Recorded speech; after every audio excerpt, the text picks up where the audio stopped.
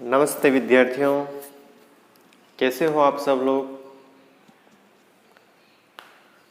अपन पढ़ रहे थे इतिहास को, प्राचीन भारत का इतिहास। प्राचीन भारत के इतिहास के अंदर हमने देख लिया था कि साहित्यिक स्रोत कौन कौन से हैं। साहित्यिक स्रोत के जो पार्ट थे उन सभी पार्टों को अपने देख लिया था। उन पार्टों के अंदर हम देख रहे थे ब्राह्मण ग्रंथ।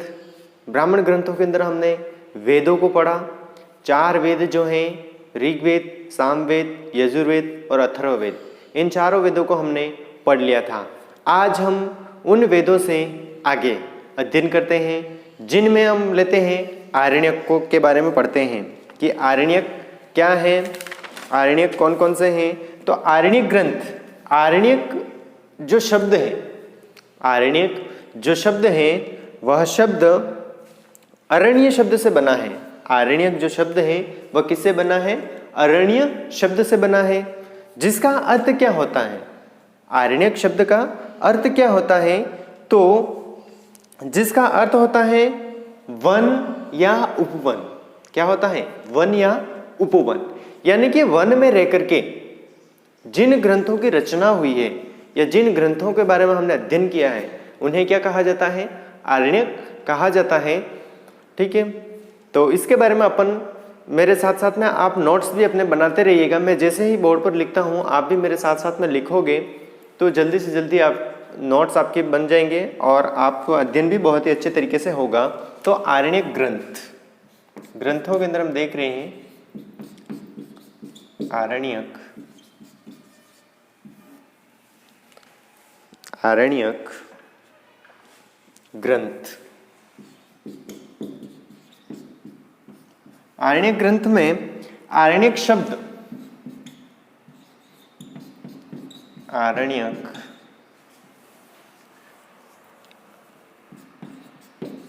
आरण्यक शब्द अरण्य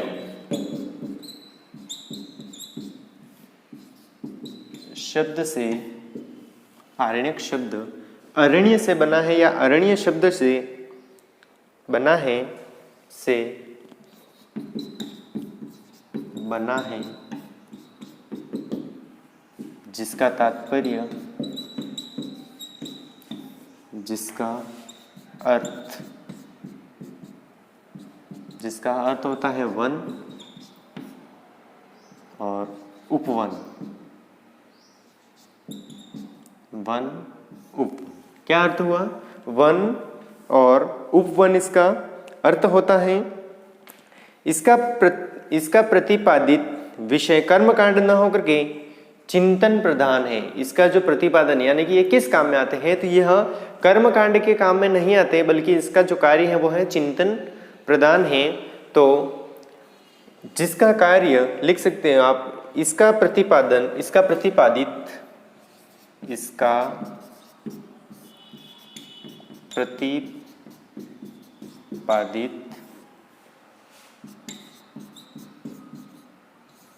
कर्मकांड न होकर, इसका प्रतिपादित कर्मकांड न होकर चिंतन प्रधान है। क्या है? चिंतन प्रधान है। इसका जो विषय है वो क्या है? कर्मकांड न होकर के चिंतन प्रधान है। वस्तुतः ज्ञान मार्ग की विचारधारा का बीजारोपण इन्हीं ग्रंथों में दृष्टिगोचर होता है। अगर हम प्रमुख आरण्यक देखें तो ऐत्रेय, ऐत्रेय प्रमुख आरण्यक के अंदर अगर हम देखते हैं तो ऐत्रेय आरण्यक, ऐत्रेय आरण्यक, ऐत्रेय आरण्यक के बाद में देखते हैं तैत्रीय आरण्यक, तैत्रीय, तैत्रीय आरण्यक,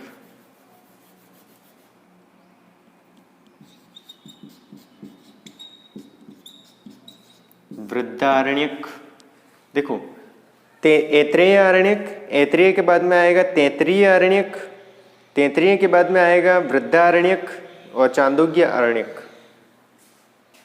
इसमें री बड़ी आएगी। तैत्रीय आरण्यक,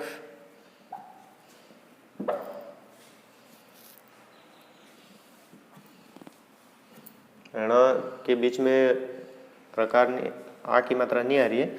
आरण्यक, ठीक है। इसके बाद में आएगा वृद्धारण्यक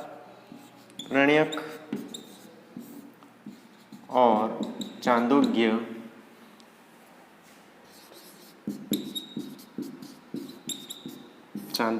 आरण्यक।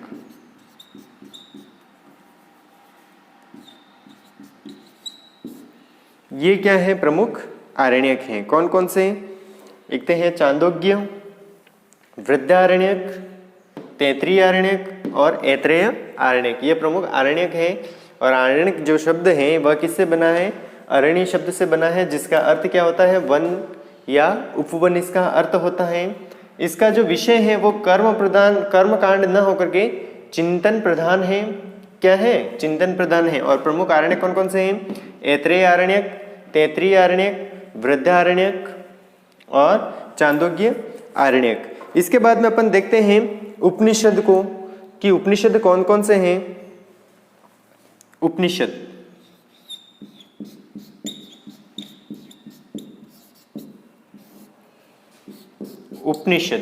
उपनिषद इसकी रचना, ये जो उपनिषद है इनकी रचना कब हुई थी? तो उपनिषदों की जो रचना है वह रचना हुई थी 800 ईसा पूर्व से लेकर के 500 ईस्वी के मध्य। कब हुई थी? 800 ईसा पूर्व से लेकर के 500 ईसा पूर्व के मध्य इनकी रचना हुई थी। किनकी? उपनिषदों की रचना हुई थी। अगर हम देखें उपनिषद, कुल उपनिषदों की संख्या अगर देखी जाए तो 108 है, लेकिन जो प्रमुख उपनिषद है उनकी संख्या कितनी है? 12 उपनिषद है। ईश, कंठ्य, प्रश्न, मांडुक्य, ऐत्रेय, तैत्रेय, इस प्रकार से हम 12 प्रमुख उपनिषद हैं। तो देखते हैं अपन कि इनकी रचना, यानी कि उपनिषदों की रचना, इनकी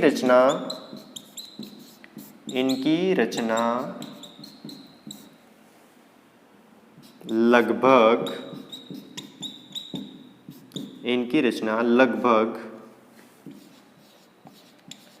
800 से 500 ईसा पूर्व हुई थी। कब हुई थी? 800 से 500 ईसा पूर्व इनकी रचना हुई थी। इनकी संख्या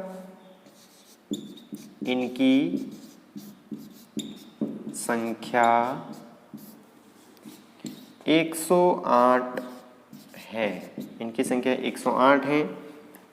कितने हैं? 108। लेकिन प्रमुख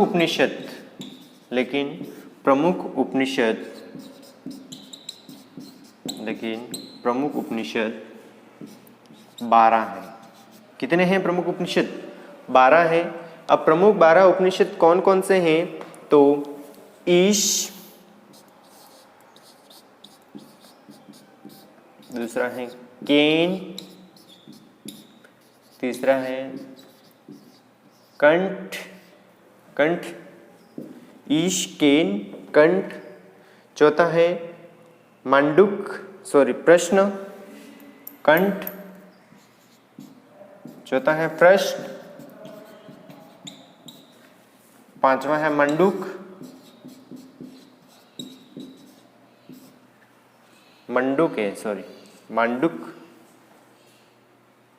मंडुक। इसके बाद में है मांडुक्य।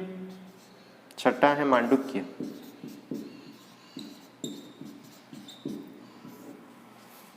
ईश, केन, कंठ, प्रश्न, मंडुक, मांडुक्य। सातवां जो है वो है ऐत्रेय।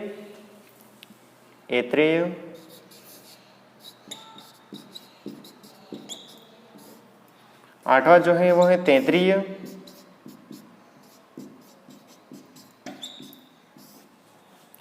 तैत्रेय। नवा है चांदोग्य। 10वां है वृहदारण्यक।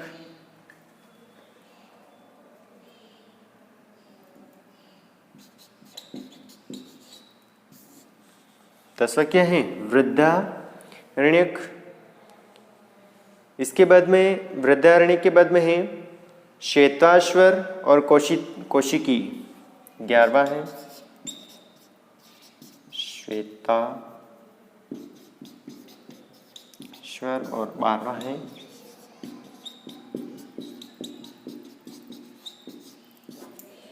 कौशिकी। ठीक है, कौशिकी।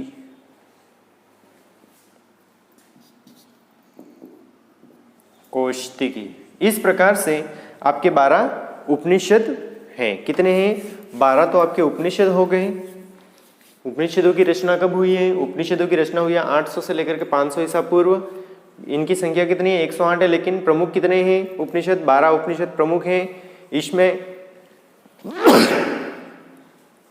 ईश, केन, कंठ, प्रश्न,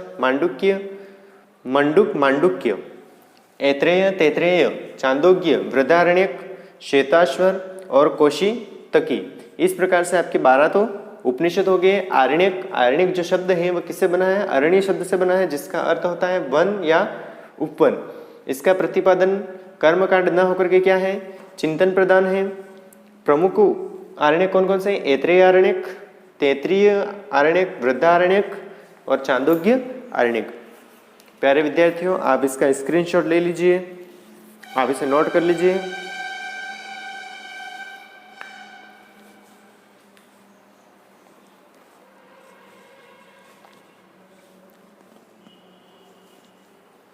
हाँ, तो आपने इसे नोट कर लिया होगा। अब अपन आगे बढ़ते हैं।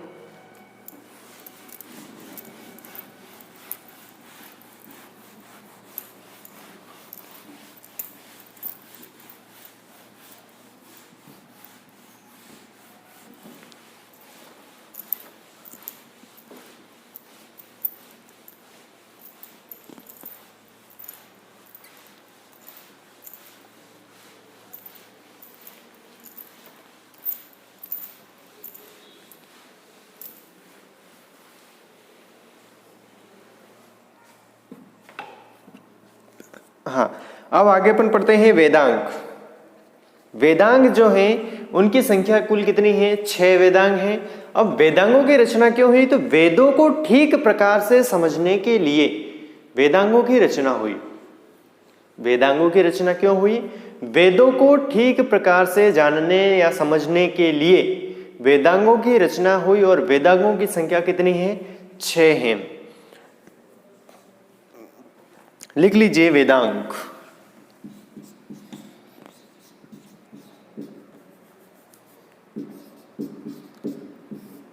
वेदांग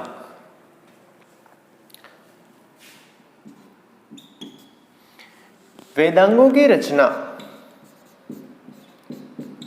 वेदांगों की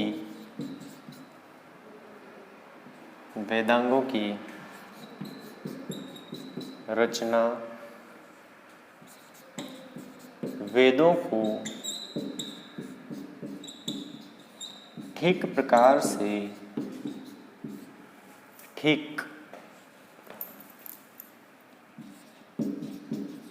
वेदांगों की रचना वेदों को ठीक प्रकार से जानने और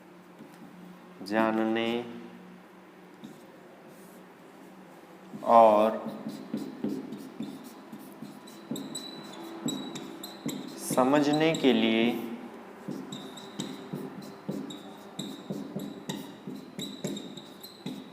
हुई। वेदांगों की रचना क्यों हुई? वेदों को ठीक प्रकार से जानने और समझने के लिए हुई। वेदांगों की संख्या, वेदांगों की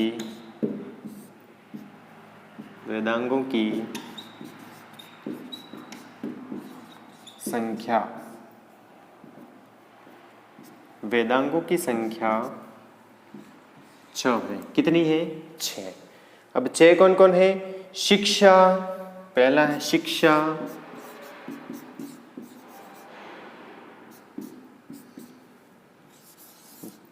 ज्योतिष,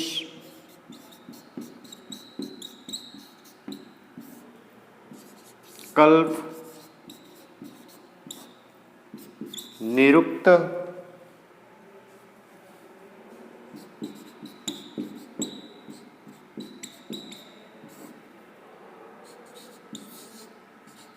व्याकरण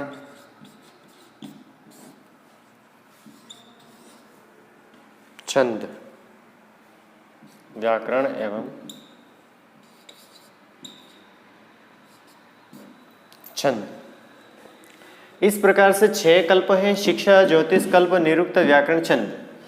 वेदांगों की रचना क्यों हुई थी? तो वेदों को ठीक प्रकार से समझने के लिए वेदांगों की रचना हुई थी। वेदांगों की संख्या कितनी है? तो वेदांगों की संख्या 6 है। कौन कौन से हैं? शिक्षा, कल्प, निरुक्त, व्याकरण, छंद और कौन सा रह गया? ज्योतिष। शिक्षा, ज्योतिष, कल्प, निरुक्त, व्याकरण, छंद। शिक्षा के बाद में अपन गए ज्योतिष के पास में, ज्योतिष के बाद में अपन ने कल्पों को देखा, कल्प के बाद में निरुक्त, निरुक्त के बाद में व्याकरण, व्याकरण के बाद में छंद। इस प्रकार से 6 आपके क्या हैं? वेदांग हैं। वेदांगों की परिभाषा बिल्कुल सरल है। वेदों को सही तरीके से समझने के लिए या जानने के लिए वेदांगों की रचना हुई थी तथा वेदांगों की संख्या 6 है: शिक्षा, ज्योतिष, कल्प, निरुक्त, व्याकरण और छंद। आप इसे नोट कर लीजिए। आप चाहो तो इसका स्क्रीनशॉट ले सकते हो प्यारे विद्यार्थियों।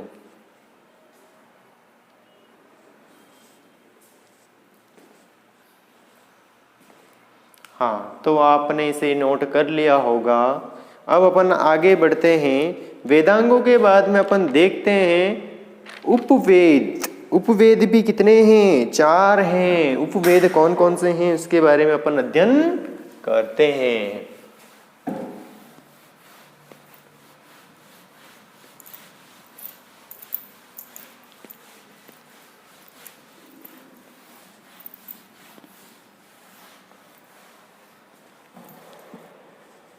उपवेद, अगला बिंदु है हमारा उपवेद। उपवेदों की रचना। तो उपवेद कितने हैं? 4 हैं। उपवेद कितने हैं? 4 हैं। मैं शॉर्ट लिख रहा हूं। उपवेद 4 हैं। कितने हैं? 4 हैं। कौन कौन से हैं? तो पहला जो है वो है आयुर्वेद। कौन सा? आयुर्वेद। कौन सा वेद? आयुर्वेद। इसमें र की जो मात्रा है वो व पर आएगी। आयुर्वेद। आयुर्वेद किससे संबंधित है? चिकित्सा से संबंधित है। चिकित्सा किससे संबंधित है? आयुर्वेद चिकित्सा से संबंधित है। इसके बाद में दूसरा जो है वो धनुर्वेद। धनुर्वेद धनुर्वेद किससे संबंधित है? तो सैन्य विज्ञान। किससे संबंधित है? सैन्य विज्ञान से संबंधित कौन सा है? धनुर्वेद। धनुर्वेद के बाद में तीसरा जो वेद है वो कौन सा है? तीसरा जो वेद है वो गंधर्व वेद। गंधर्व वेद। गंधर्व वेद ये किससे संबंधित है? संगीत कला। संगीत व कला। चौथा जो है वो चौथा है शिल्प वेद। वास्तुकला से संबंधित है। शिल्प वेद ये है वास्तुकला।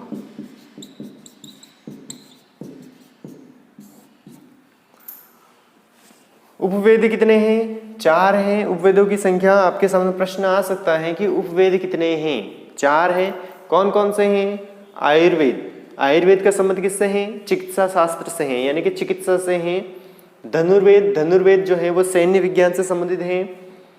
गंधर्व वेद जो है वो संगीत व कला से संबंधित है और शिल्प वेद वास्तुकला से संबंधित है।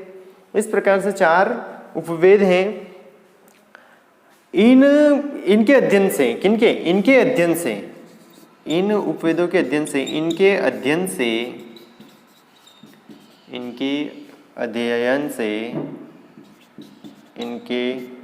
अध्ययन से हमें उस समय की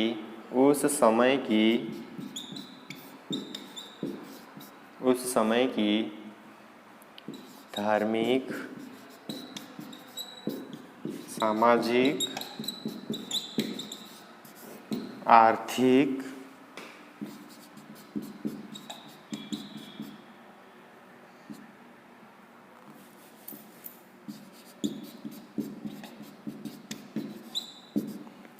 इनके अध्ययन से हमें उस समय की धार्मिक, सामाजिक, आर्थिक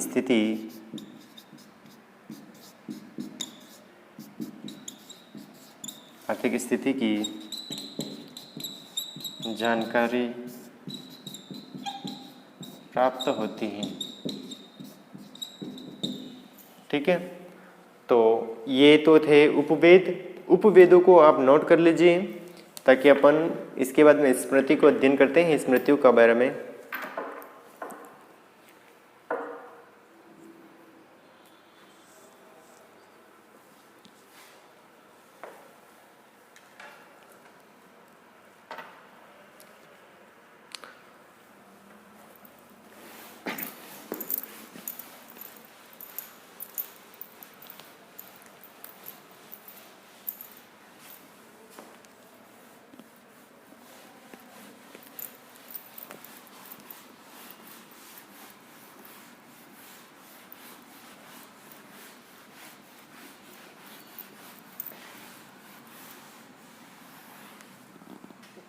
आगे है स्मृति।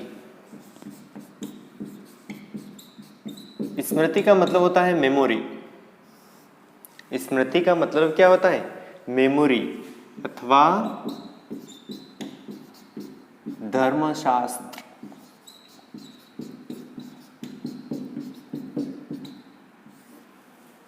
स्मृति अथवा धर्मशास्त्र। इन स्मृतियों में सबसे महत्वपूर्ण स्मृति है मनुस्मृति। कौन सी? इन स्मृतियों में सबसे महत्वपूर्ण मनुस्मृति है, जिसकी रचना लगभग 200 ईसा पूर्व से लेकर के 200 ईस्वी के बीच में हुई थी। अगर हम स्मृतियों की बात करें तो नारद स्मृति, विष्णु स्मृति, ब्रह्म स्मृति, ये जो स्मृतियां हैं, याज्ञवल्क्य जो स्मृति हैं वो है, नारद स्मृति है, विष्णु स्मृति है, ये स्मृतियां अन्य स्मृतियां। लेकिन इन सब में से एक स्मृति है जिसका नाम है मनुस्मृति। वो बहुत ही प्रसिद्ध है और मनु जो स्मृति है वो मानव शास्त्र यानी कि मनुष्य के जो धर्म शास्त्र है, मानव शास्त्र, उससे संबंधित संबंध रखते हैं। तो देखते हैं अपन स्मृतियों में सबसे महत्वपूर्ण स्मृतियों में सबसे महत्वपूर्ण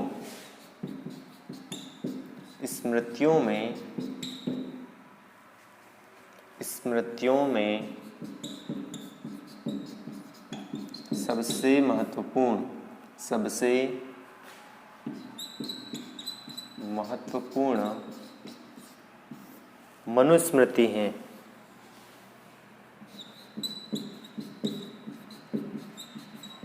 स्मृतियों में सबसे महत्वपूर्ण मनुस्मृति अथवा मानव शास्त्र है, अथवा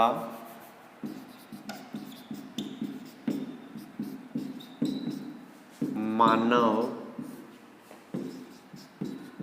धर्मशास्त्र है। मानव धर्मशास्त्र है जिसकी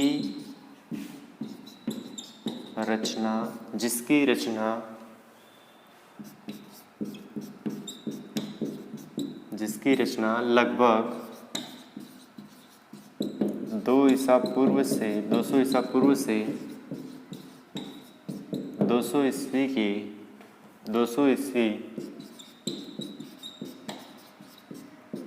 के मध्य हुई। अगर अपन देखें अन्य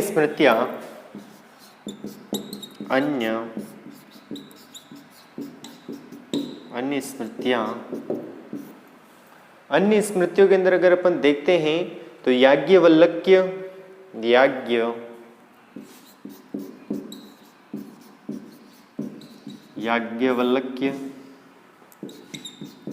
नारद स्मृति,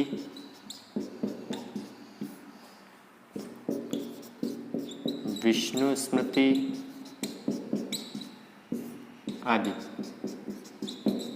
ये स्मृतियां आती हैं अन्य स्मृतियों के अंदर। ठीक है। इन स्मृतियों से इन स्मृतियों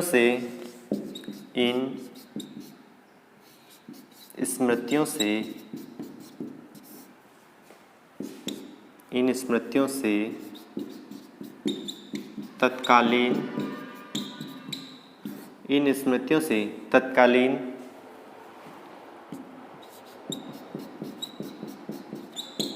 सामाजिक, आर्थिक, धार्मिक विषय की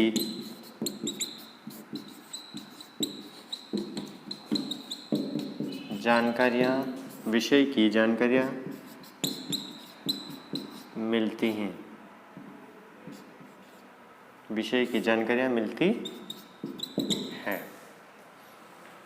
प्यारे विद्यार्थियों, आप इसका स्क्रीनशॉट ले लो।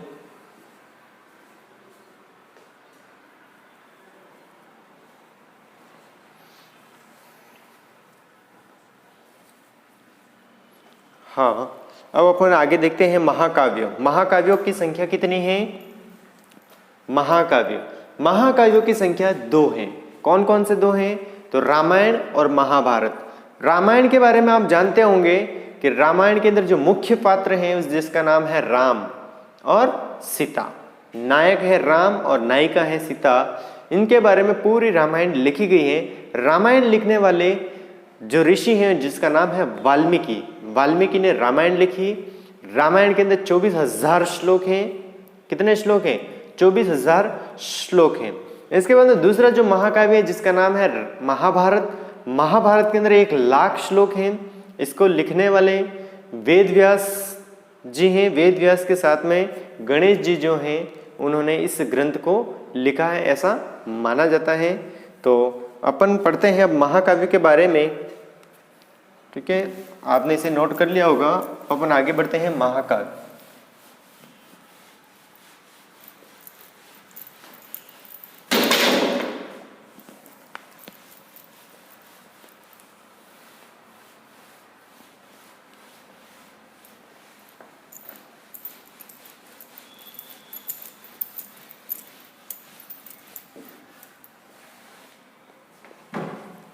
महाकाव्य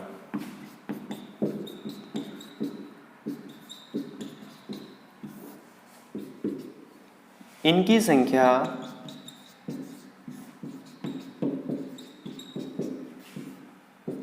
2 है। कितनी है? 2 है। महाकाव्य कितने हैं? 2। कौन कौन से? पहला है रामायण, दूसरा है महाभारत।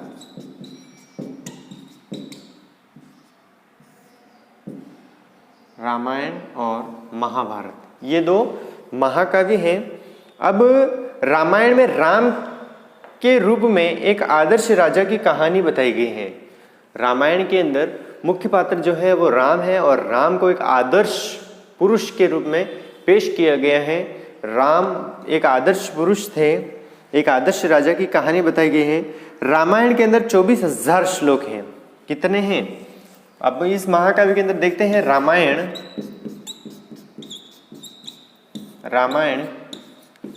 इसमें राम को आदर्श राजा के रूप में बताया गया है।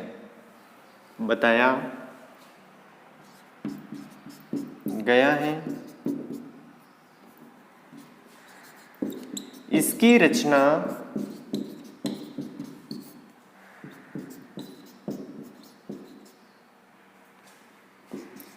वाल्मीकि ने की है। इसकी रचना वाल्मीकि ने की है। इसमें 24,000 श्लोक हैं। इसमें 24,000 श्लोक हैं। ठीक है। दूसरा जो है वो है महाभारत।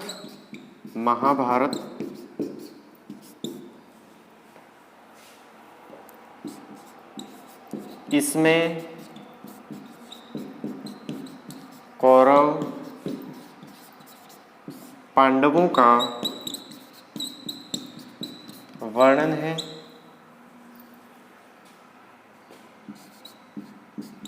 1,00,000 श्लोक हैं।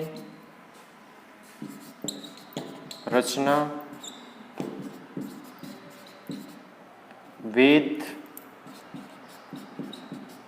वेद व्यास जी ने की हैं।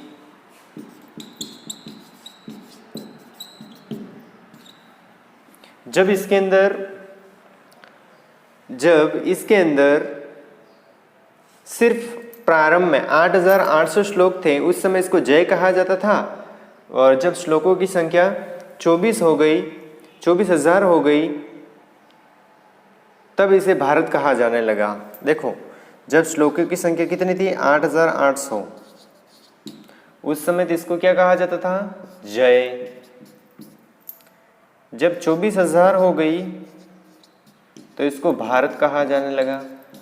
और जब 1,00,000 हो गई, कब? जब 1,00,000 हो गई तो इसे क्या कहा जाने लगा? महाभारत। जय कब कहा जाने लगा? 8,800 थे तब श्लोक। जब 24,000 हुए थे इसे भारत, और 1,00,000 हुए थे इसे क्या कहा जाने लगा?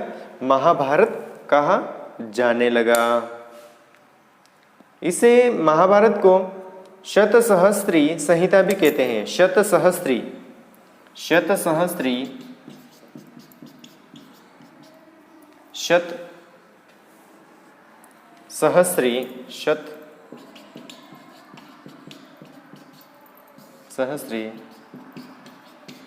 संहिता कहा जाता है। ठीक है। महाकाव्य कितने हैं? 2 महाकाव्य हैं। कौन कौन से? रामायण, महाभारत। रामायण, इसमें राम को आदर्श राजा के रूप में पेश किया है। इसकी रचना वाल्मीकि ने की है। इसके अंदर 24,000 श्लोक हैं। महाभारत, इसमें कौरव पांडवों का वर्णन है। 1,00,000 श्लोक हैं। इनकी रचना वेद व्यास जी ने की थी। जब 8,800 श्लोक थे उस समय इसको जय कहा जाता था। 1,00,000 श्लोक हो गए तो महाभारत, और 24,000 श्लोक थे उस समय इसे भारत कहा जाता है। इसका अन्य नाम है शतसहस्त्री संहिता। ठीक है प्यारे विद्यार्थियों, आप इसको स्क्रीनशॉट ले लेना, इसको आप इसे नोट कर लेना, अपने नोट्स भी बनाते रहिएगा मेरे साथ साथ में। बस आज के लिए मुझे इजाज़त दीजिए। धन्यवाद।